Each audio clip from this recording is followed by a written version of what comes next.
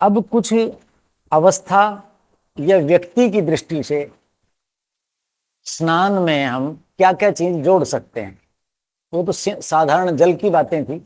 अब मैं संक्षेप से बताना चाहूंगा कि वृद्धावस्था में, यौवन में भी, अब तो प्रौढ़ में भी वायु के रोग बहुत तंग करे। जवान बच्चों को वायु के रोग है, संधि, गठिया है और तंगियां हैं तरह तरह की। तो वात रोग जिनको है, जिनका शरीर वात प्रधान है, जैसे मेरा शरीर है वात प्रधान है, किसी का कफ प्रधान होता है, किसी का तीन प्रकृतियां होंगे तीनों, लेकिन एक तत्व प्रधान होता है। ठीक है कि नहीं? तो लोग पहचान कैसे करें, इसके ऊपर अलग से चिंतन होगा, क्योंकि वो इतना छोटा विषय नहीं है। तो जिनकी वात प्रकृति है, युवा हैं, प्रौढ़ हैं, वृद्ध हैं, ठीक है, उनको स्नान में क्या चीज डालनी चाहिए? यदि समृद्ध हैं तो कुमकुम, केसर डालनी चाहिए। ठीक है, पूरे पानी में नहीं। जैसे केसर है मान लीजिए, तो 1 लीटर 1.5-2 लीटर पानी में केसर उबाल लो। बहुत महंगी चीज है, लेकिन हमें तो महंगी लग रही है ना, लेकिन वायु के कारण कितनी हम दवाइयों पे पैसे खर्च कर देते हैं, उससे कई गुना खर्च कर देंगे।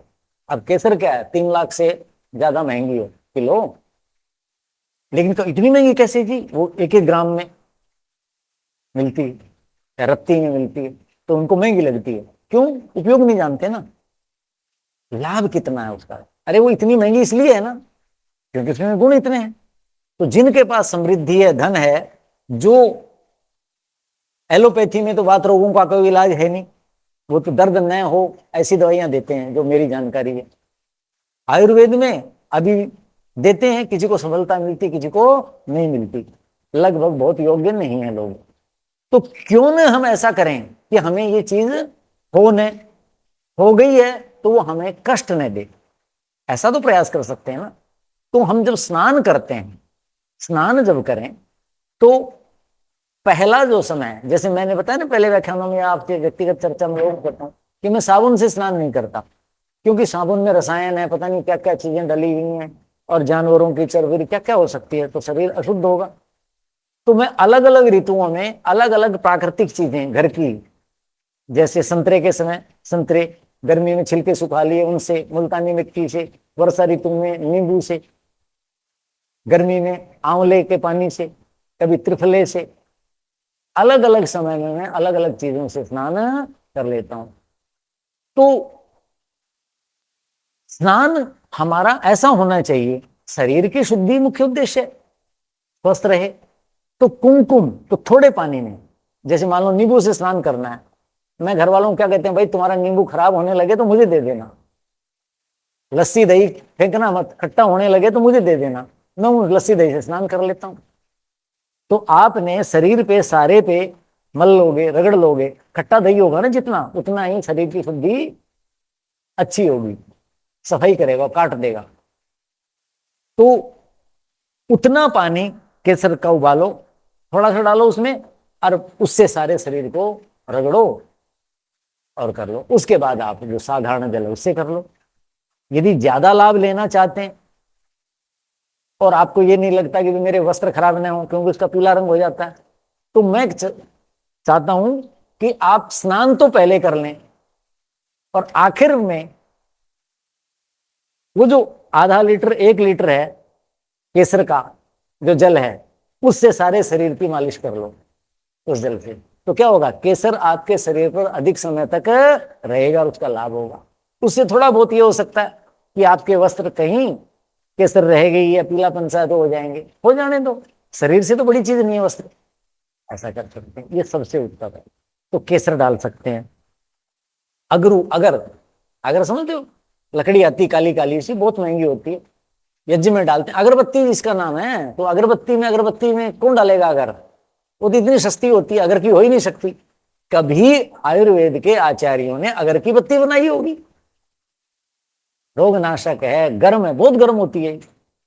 अगर का लेप करते हैं, अगर का लेप करते हैं, जब वो अंगराग आएगा ना प्रसंग, तो उसमें बताऊंगा।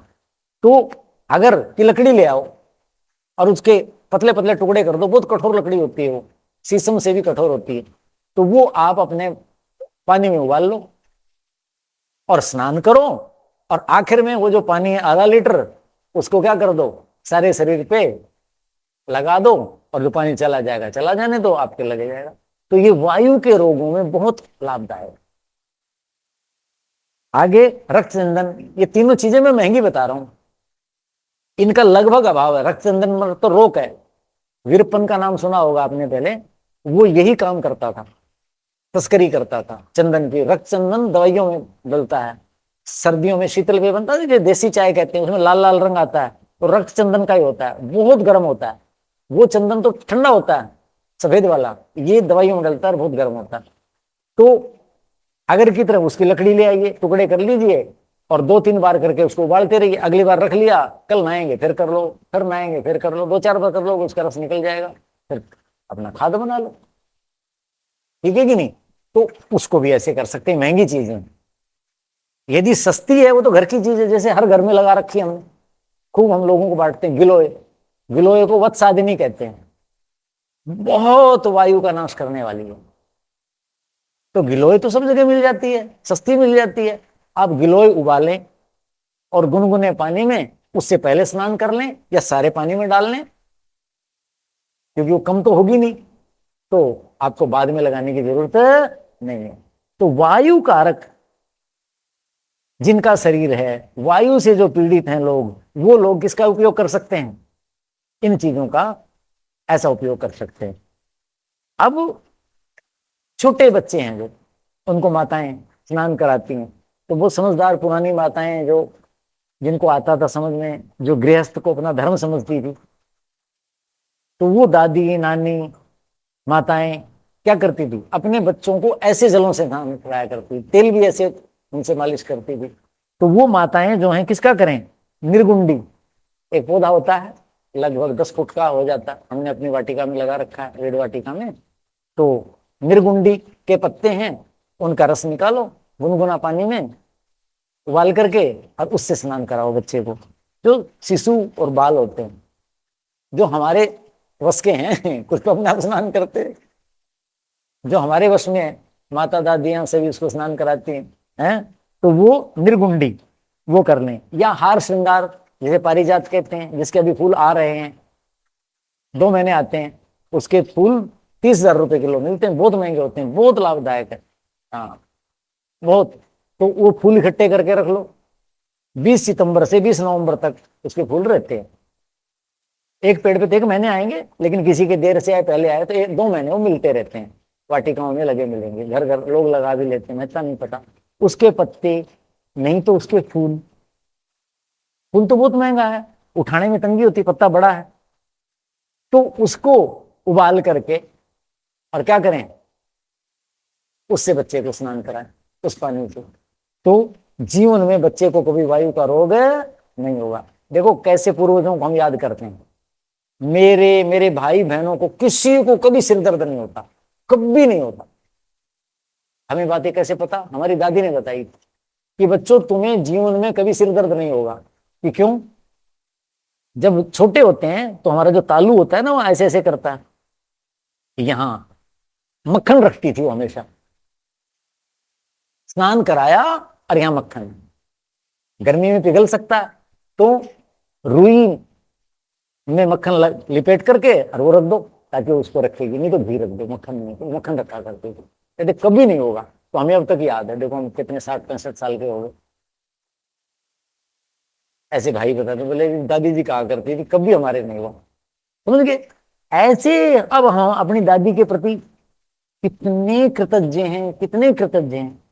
तो जब हम अपने शिशुओं को, अपने कुमार कुमारियों को ऐसे जल से स्नान कराएंगे, जीवन भर वायु का रोग नहीं होगा। पड़ोसी, उनके मित्र सब कहेंगे मेरे ये तंगी है, मैं तो ये गोली खा रहा हूं, मेरे से तो चला नहीं जा रहा, मेरे तो कमरे में दर्द है, मेरे तो ये। तू क्या कहेंगे? धन्य है मेरी नानी, धन्य है मेरी दादी, धन्य है मेरी माता, धन्य है मेरी ताई, धन्य है मेरी बुआ, धन्य है मेरी चाची, जो घर की, कि उन्होंने हमें ऐसे स्नान कराया था। कितनी बड़ी चीज है, कितना बड़ा उपकार है। तो अपने परिवार का उपकार करना चाहिए, तो वो हर श्रृंगार से करें, हैं जी। या सहजन होता है, स्वांजना जिसे कहते हैं, अनंत गुण है, अनंत गुण है। उसके पत्तों का कर लो, उससे स्नान करा दो, वो भी गर्म होता है, वायुनाशक होता है। और जावित्री जायफल तो सब जानती हैं, जावित्री उबालो, उसके पानी से स्नान कराओ, स्नान करने के बाद जायफल का तो लेप करती थी माताएं, छाती पे करती हैं, बेटे खांसी नहीं आएगी, खांसी होगी तो जायफल का लेप कर दो। तो अंगराग वाले प्रकरण में बताऊंगा मैं, हैं। तो ये हम अपने शिशुओं के लिए कर सकते हैं, ठीक है कि नहीं जी। हाँ। और जो वृद्ध लोग हैं, वृद्ध लोग हैं, उनको तो नियम ही बना लेना चाहिए कि भाई मैं तो जो मिलेगी इन चीजों में से, गिलोय है, सहजन है, हार श्रृंगार है, तो घर में कहीं भी लगा लो।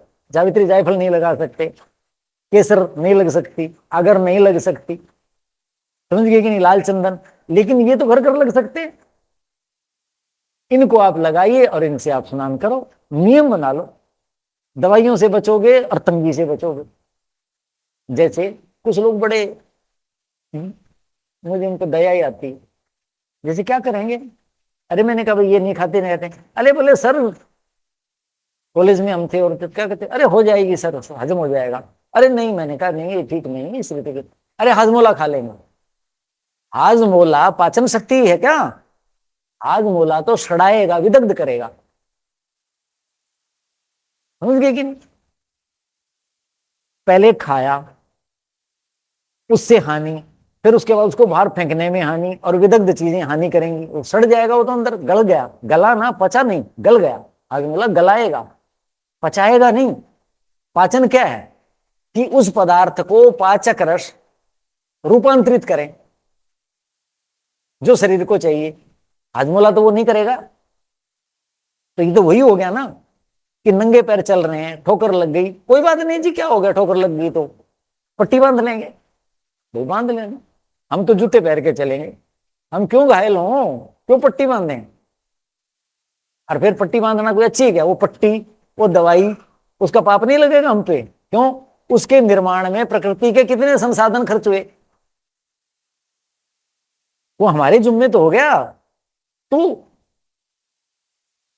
वृद्ध लोगों को चाहिए कि वो ऐसा करें ताकि उनको दवाई न लेनी पड़े, घर वाले तंग न हो, शाम को गर्म सेक न करना पड़े, हीटर न लगाना पड़े, नियम से ऐसा कर लो। तो ये मैं कहना चाह रहा था कि स्नान में आपको ऐसे कल्प का प्रयोग करना चाहिए, अच्छा रहेगा। अब कुछ और कल्प और रसायन के बारे में अगले व्याख्यान में चर्चा करेंगे।